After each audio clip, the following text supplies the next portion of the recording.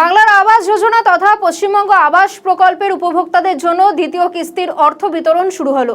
রাজ্য জুড়ে এই কর্মসূচির আনুষ্ঠানিক সূচনা করেন মুখ্যমন্ত্রী শুভেন্দু অধিকারী। তিনি ভার্চুয়াল মাধ্যমে বিভিন্ন জেলার উপভোক্তাদের উদ্দেশ্যে বক্তব্য রাখার পাশাপাশি দ্বিতীয় কিস্তির অর্থ দেওয়ারও কথা ঘোষণা করেন। এই উপলক্ষে উত্তর 24 পরগনার হিঙ্গলগঞ্জ বিডিও অফিসে একটি অনুষ্ঠানের আয়োজন করা হয়। সেখানে প্রকল্পের 100 জন উপভোক্তার হাতে দ্বিতীয় কিস্তির চেক তুলে দেন হিঙ্গলগঞ্জের বিধায়ক রেখা পাত্র।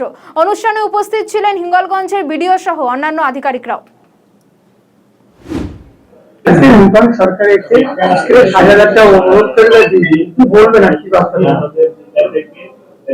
দেখুন, আমাদের যে বিগত দিনে যে তৃণমূল সরকারের থাকাকালীন যে বাংলার বাড়ি ওনারা যে দিচ্ছিলেন, সেই বাংলার বাড়িকে এবং সেই বাংলার বাড়ির অনেকেই প্রথম কিস্তির টাকা পেয়েছিলেন, দ্বিতীয় তৃতীয় কিস্তির টাকা তো পাননি। আমাদের সেই প্রথম কিস্তি টাকা পাওয়া যে বেনিফিশিয়ারি গুলো 100 জনের, আমরা 100 জন আজকে 100 জনের হাতে তুলে দিলাম। 100 জনের আমাদের লিস্ট করে আমরা তাদের আজকে হাতে চেক তুলে দেওয়া হলো।